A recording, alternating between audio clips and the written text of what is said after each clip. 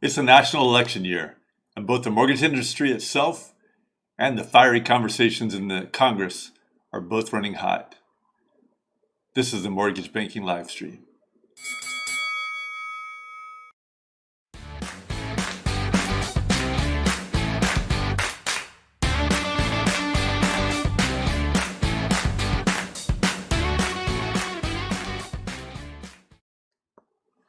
Welcome. This is the Mortgage Banking Livestream. Today is August 3rd, 2020. I'm Troy Garris Horn, and we are here at the Mortgage Banking Livestream to educate, to connect, and to entertain. Today we're going to have a business update, we're going to have a regulatory update, and before we get started, a couple shouts out, a couple notices. Colorado Mortgage Lenders Association, August 6th, is going to have its annual conference. Great organization over there. Check it out. That's August 6th. Just this week, actually. And you should, if you haven't ever checked out Colorado Mortgage Lenders Association, it's an awesome group. They're going to have a good presentation there, some good speakers, some good content. Also, California MBA, August 17th and 18th, so middle of this month, they're going to have their Mortgage Innovators Conference. And I invite you to check those guys out too. Similar, spectacular organization. And you definitely want to contact these or get involved over there at California MBA. Great group, great content. And one last state MBA organization I'm going to mention is Texas MBA. Everybody knows that I love and adore these guys. They're going to have their mortgage symposium and their reverse mortgage lenders conference. It's been moved to November, previously scheduled for September. It's been moved to November, and it's going to be virtual in light of the pandemic. And this also is a fascinating group, a strong group, one of my favorites, and definitely lots of great content, lots of great speakers. It's an organization that you want to get involved in. If you need links, you can find these on the web, of course. If you need links, just give me a buzz or shoot me an email or text, and I can get you the information. I can tell you who to talk to over there. And then before we get started, a couple of special thanks. First of all, to Alonzo Sheffield at Countrywide Cross Country Mortgage. My bad. I told you it's educational, but it's also entertainment, and it's live. And people will make mistakes when it's live, and that's okay. But at Cross Country, Alonzo Sheffield, thank you for your comments and your support and participation. Rebecca Malum at Knowledge Coop.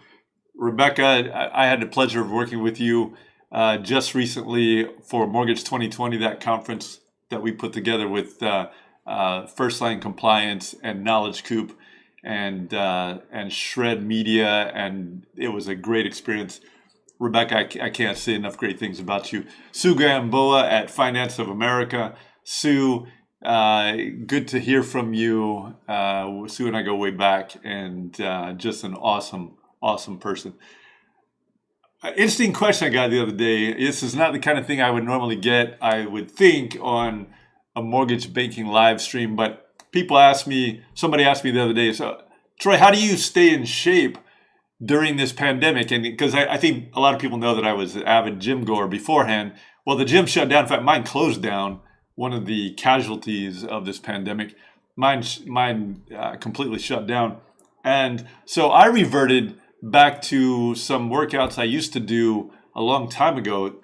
These really are the best workouts I've ever experienced. And this is the old Insanity workouts with Sean T from Beachbody.com. Sean T is probably the most inspirational and best coach that I have encountered. And his workouts are powerful. They're effective.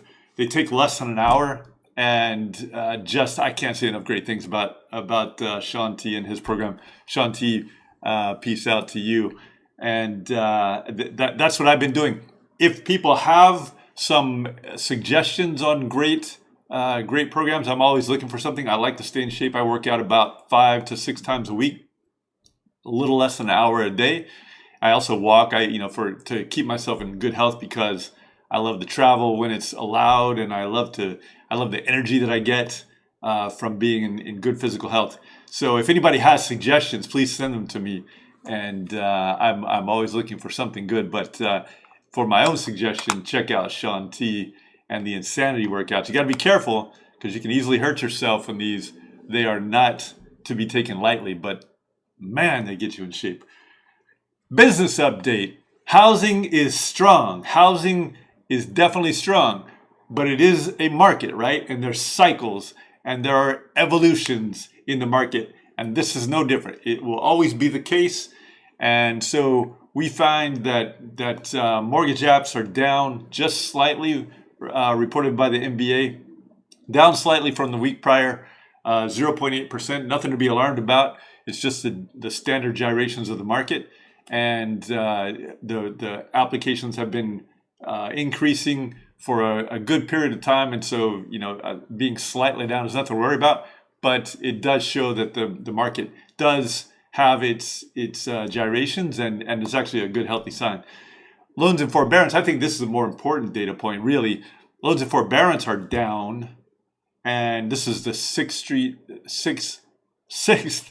straight week of decreases, as reported by the NBA, down to 7.74%.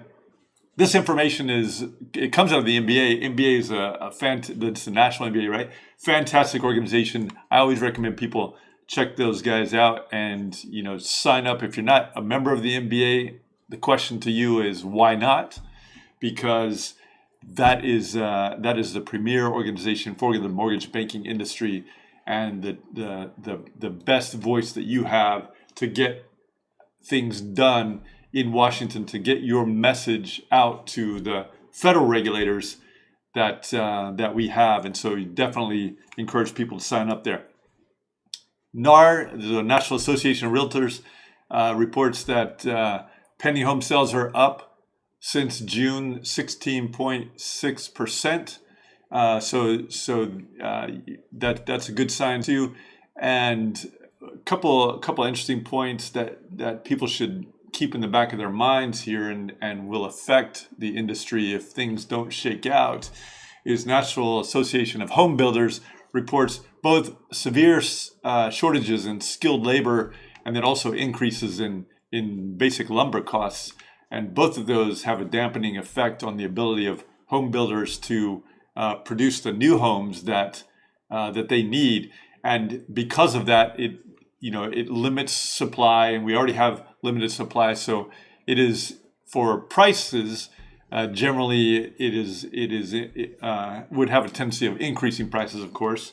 But as far as supply goes, there's still a shortage, and it can make homes more expensive and less affordable.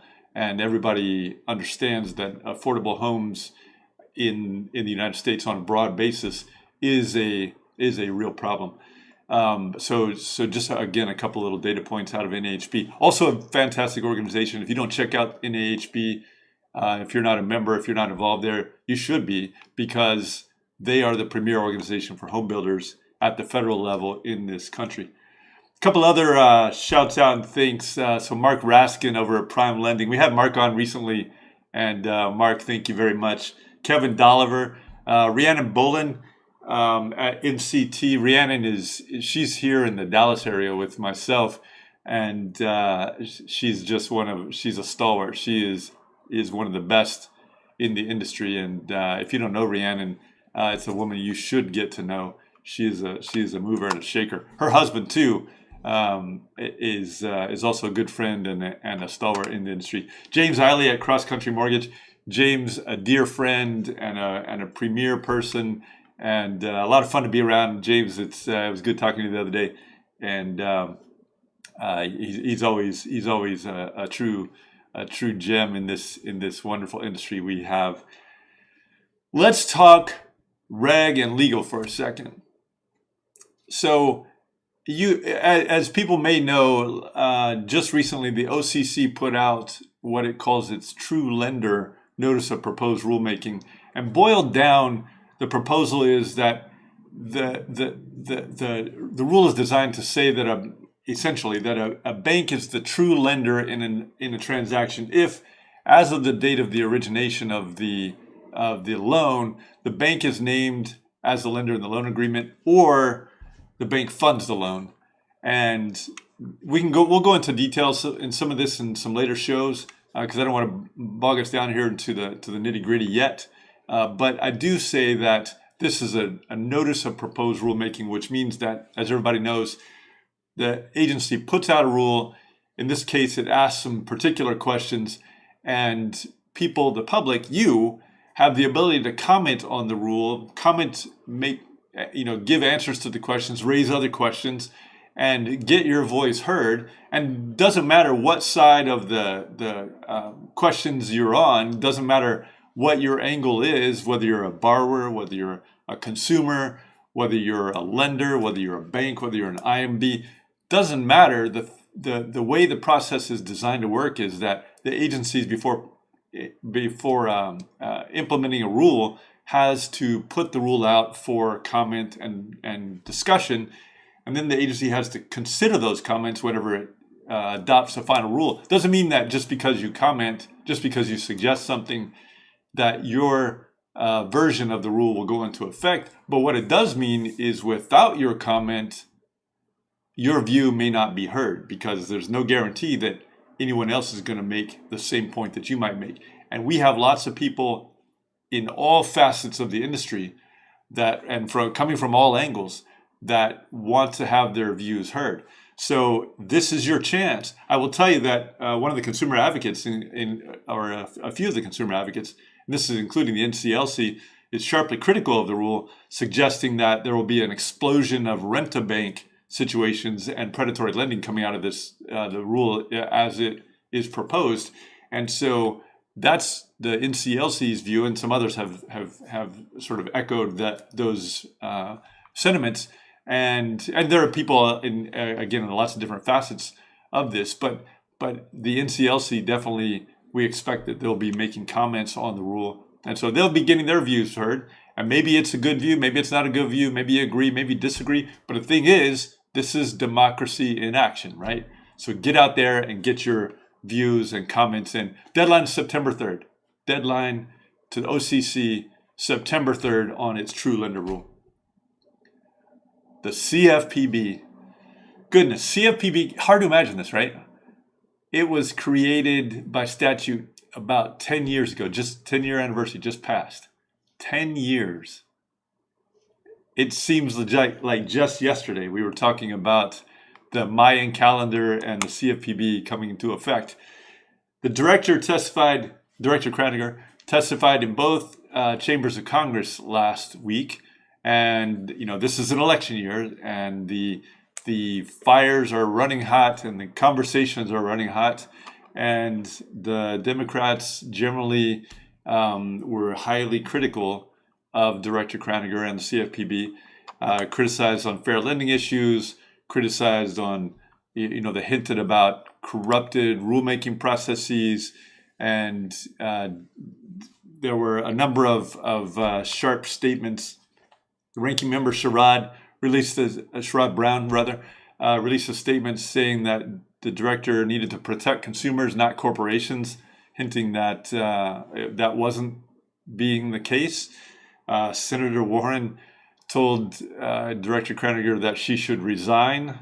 Very harsh words out of Senator Warren, who, as most people know, was kind of the initial thinker on the creation of the CFPB, in connection with some other people, but certainly heavily involved there.